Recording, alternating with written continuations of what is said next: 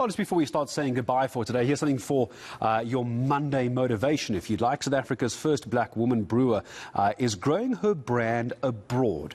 Apiwe Nxusani-Mawela's microbrewery became one of the victims, like many others, of the pandemic when it was forced to shut down last year. But Apiwe, good morning to you. First of all, congratulations. It was a tough year for you, but it looks like you've decided to go one step further. You've now gone international. Good morning. Tell us about your journey. Yeah, good morning, Gareth. Good morning to the viewers. Yes, it's been a very tough year. I think 2020, 2021, probably the toughest year for any entrepreneur, not only in South Africa, I think globally. Unfortunately, I had to close down my brewery around June last year.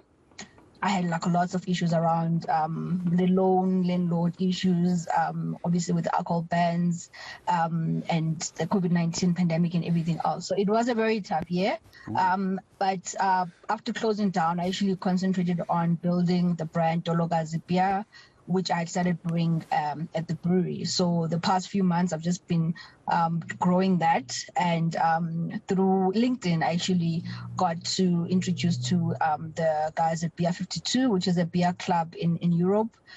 They love the brand, they love the brand story. And I never tasted the beer before, but I think they just believed in that it would do good. So yeah, and that's how we started talking. This was July last year. And then we brewed the beer in December, which launched now in January. So it distributed throughout Europe to the 100,000 subscribers. So this is an ideal example of why networking, especially online networking. I think you mentioned LinkedIn actually worked for you, because it would have been very easy for you, Apiwe, just to sort of close up shop and go, well, I'm a victim of COVID-19. I gave it my best go, but it hasn't worked out. So why did you feel that there was still something to offer, even in international market? Because a lot of people would have just packed up shop and left. It just talks about your commitment to your brand. Yeah, for me, I really believe in what I was trying to do before COVID, and I believe that COVID was not my doing. I believe that, it was just a small setback, but I believe that, there was still so much more that I could offer the industry. The vision, the dream was still there. I believe that it was not tied to physical premises, to stainless steel tanks. It was all up it was part of me, part of my IP, part of what I want to do. So I looked at other ways of actually making my dreams come true.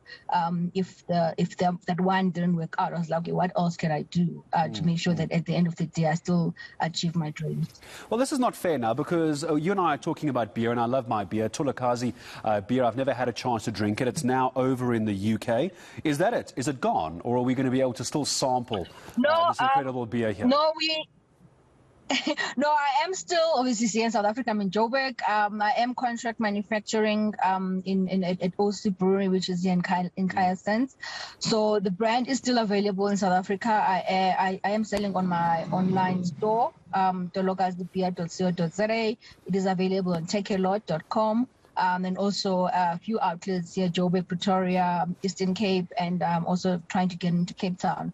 So the UK deal is part of the growth plan. But for me, this is still truly a South African brand that I still want it to be available across the country.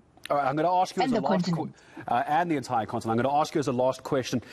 Paint a word image for me. Describe the beer to me. Describe Tolokazi beer to Gareth before he drives to Kaya Sands to come and buy some. Yeah, so Tolokazi is my clan name. So I believe the brand for me is about celebrating women in brewing as one of the few women. So through the brand, I celebrate Africa in the ingredients, in the look and feel of the brand. The beer that has gone to UK is a sorghum pilsner. So it's a Pilsner style beer that uses sorghum malt, South African hops. So it's very easy drinking, a bit of the sorghum taste and a very clean finish. So it's a very easy drinking beer that celebrates who we are as Africans. And I think just before I let you go, I will leave this as my last question. Somebody else watching this now, also perhaps being affected by COVID-19, not necessarily as a microbrewer, any other small business They're thinking of giving it up. There's no way out for them. What do you tell someone who's thinking that off the back of what you learned from networking and your success? Last question. You know, I won't lie. I mean, the thought of giving up, I can't tell people not to give up because we go through different things and we handle stresses differently. But what I can tell someone is that, you know, you always have to look on the positive side. There is, you know, when they say doors closes on you, there must be a window somewhere. Look at, even it's just like a small pane on the window that's open. So there always will be a small way out, as difficult as it might seem. But remain positive, keep on pushing. We call it keep hustling on the streets. That dream will come true. Yeah, I couldn't agree. Keep hustling on the streets. COVID was none of our fault, and I think it's up to people like you to inspire the rest of us to keep going. There's no such thing as having to pack up shop. There's always a way if you're willing to do it. I appreciate your time and all the best to you. Can't wait to try the beer. Apiwe Nxusani-Mawela, the founder of Tolokazi craft beer. Can't wait to get a taste of that in the coming days. Now, before